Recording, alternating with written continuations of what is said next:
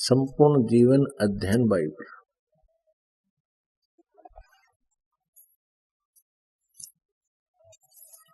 ये कहां से छपा है, ये दिखाते हैं।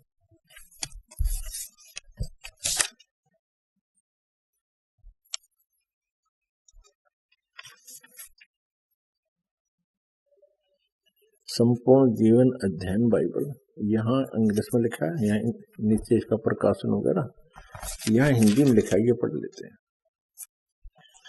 पवित्र बाइबल संपूर्ण जीवन अध्ययन बाइबल, प्रबंधक संपादक डेविड स्टुअर्ट, अंग्रेजी प्रधान संपादक Donald C Thomas MA MDV,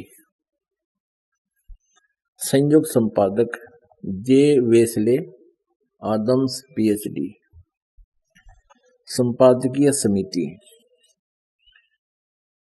Stanley M Horton PhD अध्यक्ष, विलियम W मेंसिस PhD उपाध्यक्ष। आगे देखो, full Bible, full life study Bible, life publishers international, Springfield मशहूर USA, मैसूरी यानी। अब इसका हम देखते हैं इसके उत्पत्ति ग्रंथ में।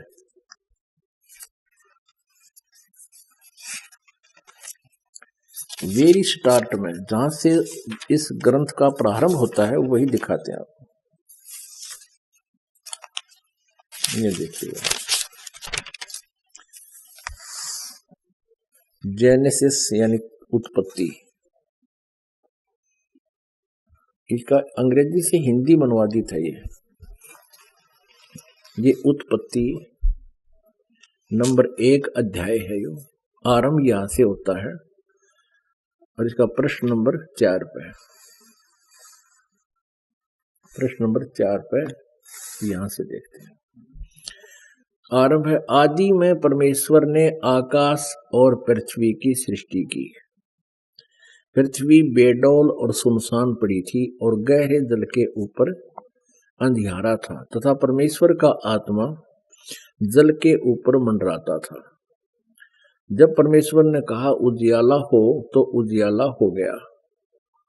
और परमेश्वर ने उजाले को देखा, अच्छा लगा, और परमेश्वर ने उजियाले को अंधियारे से अलग किया। परमेश्वर ने उजाले को दिन और अंधियारे को रात कहा तथा सांझ हुई, फिर भोर हुआ। इस प्रकार यो पहला दिन हो गया। फिर और रचना की, सांझ हुई, फिर भोर हुआ। इस प्रकार ये दूसरा दिन हो गया। फिर ये सांझ हुई, फिर भोर हुई, ये तीसरा दिन हो गया।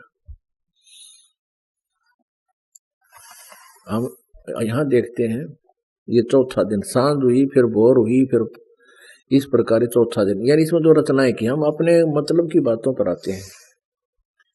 5वां दिन, सांझ हुई, फिर भोर हुई, इस प्रकार 5वां दिन हो गया। पशु पक्षी पहले पैदा किया। अब देखो,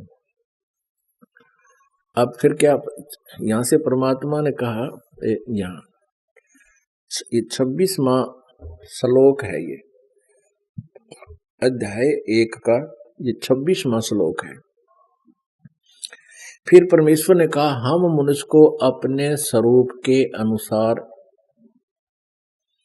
अपनी समानता में बनाए, और वे समुद्र की मछलियों और आकाश के पक्षियों और घरेलू पशुओं और सारी पृथ्वी पर और सब रेंगने वाले जंतुओं पर जो पृथ्वी पर रेंगते हैं अधिकार रखें। इनको खाने का नहीं कहा, केवल उनका कंट्रोलर हो, बुद्धि ज्यादा हो उसमें। तब परमेश्वर ने मनुष्य को अपने स्वरूप के अनुसार उत्पन्न किया। अपने ही स्वरूप के अनुसार परमेश्वर ने उसको उत्पन्न किया, नर और नारी करके उसने मनुष्यों की सृष्टि की। इस 27 नंबर 26 और 27 नंबर उसमें श्लोक में ये अनुवाद हम श्लोकों का, वाक्यों का। तो इसमें स्पष्ट कर दिया कि हम मनुष्य को अपने स्वरूप के अनुसार अपनी समानता में बनाए, परमेश्वर ने कहा। तब परमेश्वर ने मनुष्य को अपने स्वरूप के अनुसार उत्पन्न किया। अपने ही स्वरूप के अनुसार परमेश्वर ने उसको उत्पन्न किया, नर और नारी करके उसने मनुष्यों की सृष्टि की। अब पुण्यात्माओं, ये है वो प्रमाणित सदग्रंथ जिनको पूरा ईसाई धर्म एक प्रमाणित शास्त्र मानता है, अद्वितीय शास्त्र मानता है। इससे बाहर की बातों को स्वीकार नहीं करती। और ये कह रहा है कि परमात्मा साकार है और नर आकार है, मनुष्य जैसा है, क्योंकि उसने कहा मैं मनुष्यों को अपने ही स्वरूप के अनुसार उत्पन्न करूंगा। और परमेश्वर ने मनुष्यों को अपने स्वरूप जैसा बना दिया। तो भगवान कैसा रह गया, फॉर्मलेस कैसे हो गया। अब प्रसंग चल रहा है कि परमात्मा निराकार है या साकार है। परमात्मा साकार है और आगे दिखाते हैं कि ये पवित्र बाइबल में 3 भगवान और ब्रह्मा विष्णु महेश का, तीनों का इसमें भी प्रमाण है। लेकिन वो अज्ञान न होने से उनको समझ नहीं पा रहे कि वो 3 देवता यानी 3 भगवान कौन है। अब देखिएगा, थोड़ा मौखिक बताता है दास। इसमें क्या लिखा आगे कि फिर प्रभु ने नर नारी करके सृष्टि की, आदम और हव्वा। एक आदम व्यक्ति बनाया, उसकी एक पत्नी बनाई हव्वा, और उनको एक वाटिका में छोड़ दिया प्रभु ने। अब इनकी दोनों की उत्पत्ति जब हो ली तो परमात्मा चला गया, फिर काल ने बागडोर संभाल ली इस ब्रह्म ने, और इसने अपने पुत्रों को संभलवा दी, ब्रह्मा विष्णु महेश तीनों को। अब इसमें क्या लिखा है कि भगवान ने आदम और हव्वा को एक बगीचे में छोड़ दिया और उनको स्पेशल, उनको भले बुरे का ज्ञान नहीं था। उनको ये बता दिया कि इस वाटिका के जो बीच में पेड़ हैं इनके फल नहीं खाना, इनके फल खा लोगे तो तुम मर जाओगे। भगवान चला गया, वह वाटिका में घूम रहे थे, कहते सर्प आया और सर्प ने कहा कि तुम इस वाटिका के बीच वाले फलों को, वृक्षों के फलों को क्यों नहीं खा रहे हो। तो आदम और हव्वा ने बताया कि हमारे को परमात्मा ने मना किया हुआ है और हम यदि इस बीच वाले पेड़ के फल खा लेंगे हम मर जाएंगे। सर्प ने कहा कि भगवान झूठ बोलता है, तुम्हें भ्रमित किए हुए है, वो नहीं चाहता कि इसके खाने से तुम्हें भले बुरे का ज्ञान हो जाएगा, और भले बुरे का ज्ञान होने से तुम इस भगवान की तरह ही सब कार्य करने लग जाओगे, तुम नहीं मरोगे, ये फल खा के देखो। उस सर्प के कहने से उन्होंने वो फल खा लिया।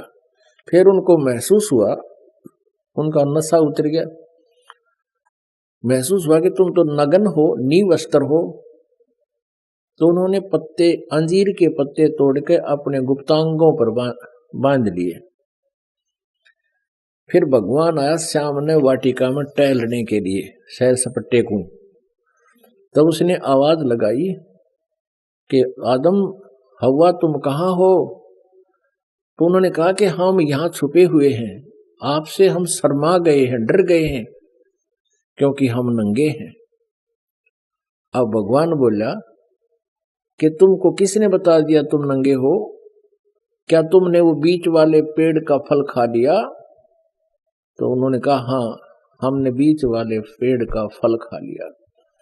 किसने बताया? कि सर्प ने बताया, मेरी पत्नी को बहका दिया, इस पत्नी के कहने से मैंने भी खा लिया, आदम बोलता है। फिर उनको वहां से स्वर्ग वाली वाटिका से निकालकर श्राप दे दिया कि तुम जाओ, नीचे पृथ्वी पर पटक दिए और मेहनत करके खाओगे। और अब देखो,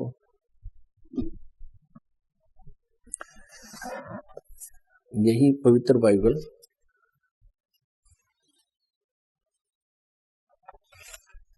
और पृष्ठ नंबर 9, अब उत्पत्ति अध्याय 3 चल रहा है। मनुष्य का पतन। योहा परमेश्वर ने जितने बनेले पशु बनाए थे उन सब में सर्प धुरत था। उसने स्त्री से कहा, क्या सच है कि परमेश्वर ने कहा है तुम इस वाटिका के किसी वृक्ष का फल न खाना? स्त्री ने कहा सर्प ने सर्प से कहा, इस वाटिका के वृक्षों के फल हम खा सकते हैं, पर जो वृक्ष वाटिका के बीच में है उसके फल के विषय में परमेश्वर ने कहा है, न तो तुम उसको खाना और न उसको छूना, नहीं तो मर जाओगे। तब सर्प ने स्त्री से कहा, तुम निश्चय न मरोगे, वरन परमेश्वर आप जानता है कि जिस दिन तुम उसका फल खाओगे उसी दिन तुम्हारी आंखें खुल जाएंगी और तुम भले बुरे का ज्ञान पाकर परमेश्वर के तुल्य हो जाओगे। अतः जब स्त्री ने देखा कि उस वृक्ष का फल खाने के लिए अच्छा और देखने में मन भाऊ और बुद्धि देने के लिए चाहने योग्य भी है, तब उसने उसको तोड़कर खाया और अपने पति को भी दिया और उसने भी खाया। तब उन दोनों की आंखें खुल गई और उनको मालूम हुआ कि वे नंगे हैं, इसलिए उन्होंने अंजीर के पत्ते जोड़ तोड़कर लंगोट बना लिए। तब योहा परमेश्वर, जो कि दिन के ठंडे समय वाटिका में फिरता था का शब्द उनको सुनाई दिया। तब आदम और उसकी पत्नी वाटिका के वृक्षों के बीच योहा परमेश्वर से छिप गए।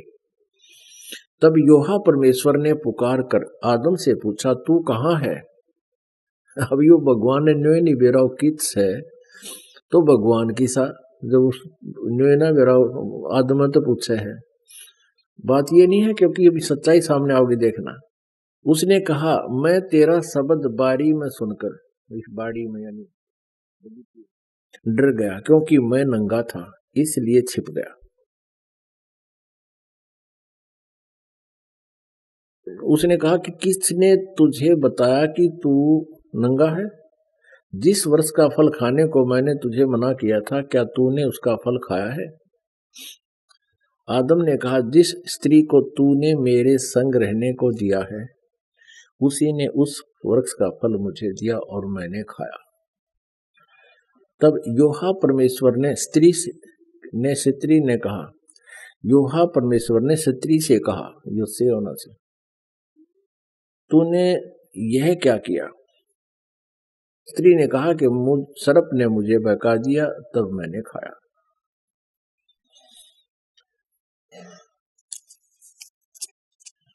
अब आगे देखो, अब प्रश्न नंबर 10 पे, अब उत्पत्ति 3 और 4, उत्पत्ति 3 ही चल रही है। आयत नंबर 20 में आदम ने अपनी पत्नी का नाम हव्वा रखा और जितने मनुष्य जीवित हैं उन सब की आदि माता हुई है। और योहा परमेश्वर ने आदम और उसकी पत्नी के लिए चमड़े के अंगरखे बनाकर उनको पहनाए, यानी भगवान उड़े खड़ा था, उनसे बात करे था, उनके कपड़े बनवाए चमड़े के अंगरखे और उनती पर आए, तो निराकार कितने गया। फिर योहा परमेश्वर ने कहा, मनुष्य भले बुरे का ज्ञान पाकर, देखना ध्यान से, है हम में से एक के समान हो गया। इससे सिद्ध है कि परमात्मा इनके हिसाब से वो देवता हैं और एक से अधिक हैं। फिर योहा परमेश्वर ने कहा, मनुष्य भले बुरे का ज्ञान पाकर हम में से एक के समान हो गया। इससे सिद्ध है कि एक से अधिक प्रभु हैं बाइबल में। इसलिए अब ऐसा न हो कि वह हाथ बढ़ाकर जीवन के फल, वृक्ष का फल तोड़ के खा ले और सदा जीवित रहे। आगे देखो,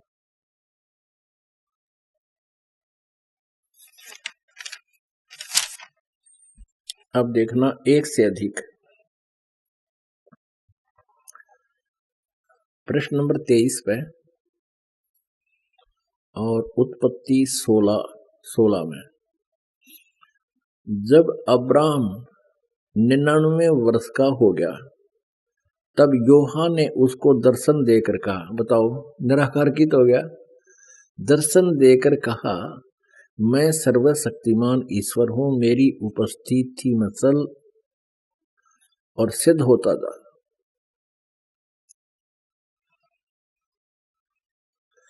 मैं तेरे साथ वाचा बंधूंगा और तेरे वंश को अत्यंत ही बढ़ाऊंगा। तब अब्राहम मुंह के बल गिरा और परमेश्वर से ये बातें करता गया, देख मेरी वाचा तेरे साथ बंधी रहेगी, इसलिए तू जातियों के समूह का मूल पिता हो जाएगा। आगे देखिए, ये तो साकार हो गया, सिद्ध। आगे दिखाते हैं,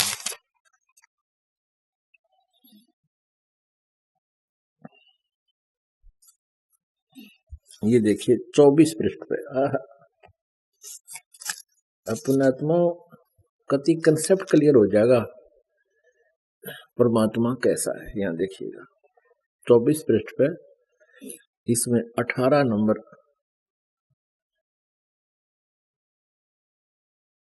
3 अतिथि 18वें अध्याय में, और इसके 1 नंबर में अब्राहम ममरे के बांज वृक्षों के बीच कड़ी धूप के समय तंबू के द्वार पर बैठा हुआ था।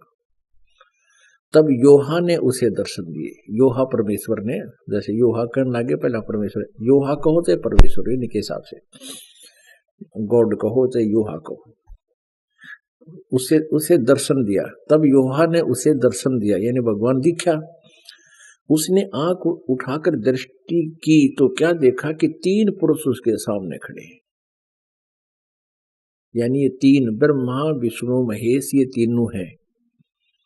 जब उसने उन्हें देखा तब वह उनसे भेंट करने के लिए तंबू के द्वार से दौड़ा और भूमि पर गिरकर दंडवत की और कहने लगा, हे प्रभु, यदि मुझ पर तेरी अनुग्रह की दृष्टि है तो मैं विनती करता हूं, अपने दास के पास से चले न जाना। मैं थोड़ा सा जल लाता हूं और आप अपने पांव धोकर इस वृक्ष के नीचे विश्राम करें। फिर मैं एक टुकड़ा रोटी ले आऊं और उससे आप अपने जीव को तृप्त करें, तब उसके पश्चात आगे बढ़े, क्योंकि आप अपने दास के पास इसीलिए पधारे हैं। उन्होंने कहा, जैसा तू कहता वैसा ही कर। अपने आत्माओं, अब इस दास के सामने समस्या आ रही है कि मैं कहूं सारी सच्ची, और जिस भी धर्म के बारे में दास उनके सदग्रंथों के आधार से बताता है वह सारे बिदकें। रामपाल झूठ बोल रहा है तो आलोचना करता है। आलोचना कर रहा हूं मैं, ये तो कत्ती तुम्हारे ग्रंथ पढ़ कर सुना रहा हूं। जिस चैप्टर को आज तक आप नहीं पढ़ सके, जिस विवरण को, वो दास आपके सामने रूबरू करा रहा है और वो स्पष्ट है। अब ये वहां से वो तीनों चलकर कहीं और गए। आगे देखो,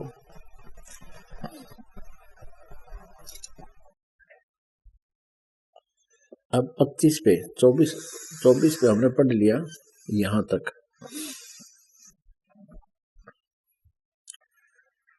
ये 25 पे आ गया, इसके 18 की 16वीं आयत। फिर वे पुरुष वहां से चले और सदोम की ओर दृष्टि की, और अब्राहम उन्हें विदा करने के लिए उनके संग चला। तब यूहा ने कहा, यह जो मैं करता हूं उसे क्या अब्राहम से छिपा रखूं? अब हमारा जो उद्देश्य वो लिखते हैं। फिर ये कहाँ चले गए, यहाँ आगे।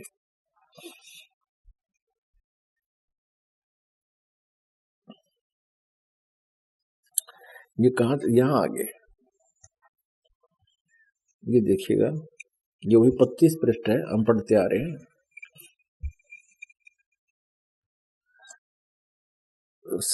सांझ को वे दो दूत, एक तो कहीं और टल गया, दो दूत यानी दो भगवान सदोम के पास आए और लूत सदोम के फाटक के पास बैठा था।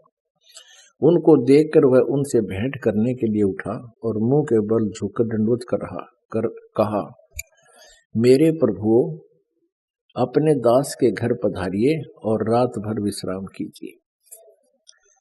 अपने आत्मा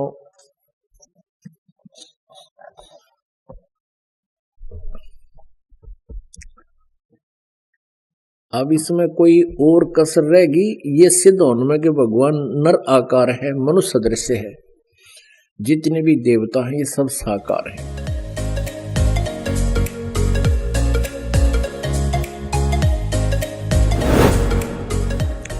अब फिर एक और कंसेप्ट क्लियर कर रखा है इस पवित्र सदग्रंथ ने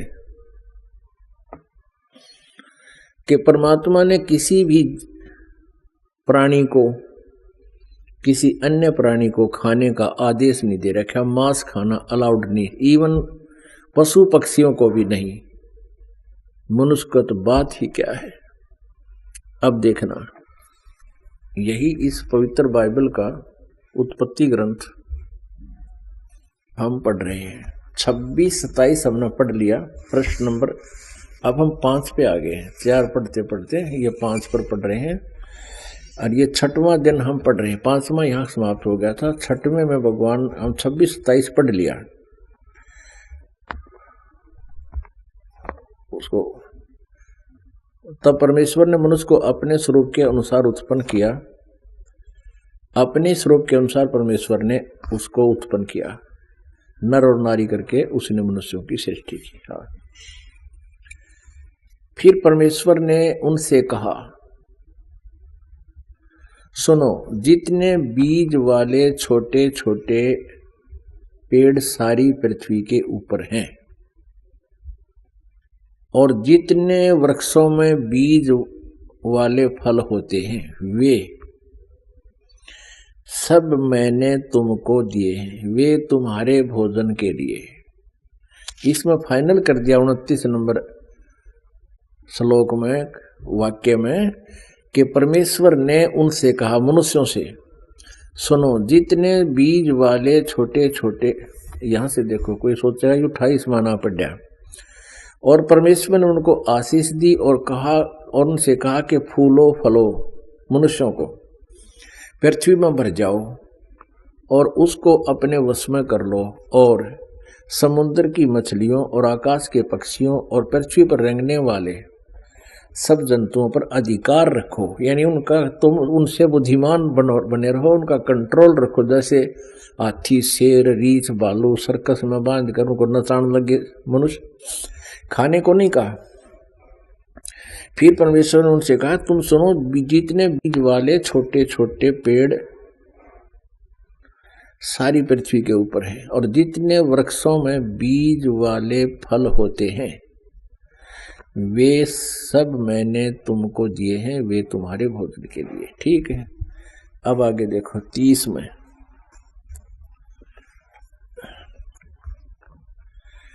और जितने पृथ्वी के पशु और आकाश के पक्षी और पृथ्वी पर रेंगने वाले जंतु हैं, उनमें जिनमें जीवन के प्राण हैं, उन सब के खाने के लिए मैंने सब हरे हरे पेड़ दिए हैं। और वैसा ही हो गया। तब परमेश्वर ने जो कुछ बनाया था सबको देखा, तो क्या देखा कि वह बहुत ही अच्छा है। तथा सांझ हुई, फिर भोर हुई, इस प्रकार यो 6वां दिन हो गया। यूं आकाश और पृथ्वी और उनकी सारी सेना का बनाना समाप्त हो गया। और परमेश्वर ने अपना काम जिसे वह करता था 7वें दिन समाप्त किया। और उसने अपने किए हुए सारे काम से 7वें दिन विश्राम किया और परमेश्वर ने 7वें दिन को आशीष दी और वो पवित्र ठहरा। 7वें दिन परमात्मा ने विश्राम किया। अच्छा, अब इस यहां तक विचार करने की बात है। एक बहुत ही अच्छा विचारणीय विषय है कि परमात्मा जो पूर्ण ब्रह्म था, पूर्ण परमात्मा ने सृष्टि रची और 6 दिन में सारी रचना रच कर 7वें दिन वो परमात्मा तो चला गया इस काल को ये पृथ्वी आधी देकर। कहाँ चले गए? अपने सतलोक में तखत पर जा विराजे, तखत पर जा विराजा, वहां बैठ गया। अब इससे आगे जो भी पवित्र बाइबल में यदि कहीं पर कोई मांस खाने का आदेश है तो पूर्ण परमात्मा का नहीं है, वो किसी अन्य देवता का, फरिश्ते का, पितर का या भूत का आदेश है। तो वो आदेश मान कर यदि किसी ने गलती कर दी तो परमात्मा का विधान खंडित हो गया। जैसे एक व्यक्ति का एक दरोगा जी थानेदार मित्र था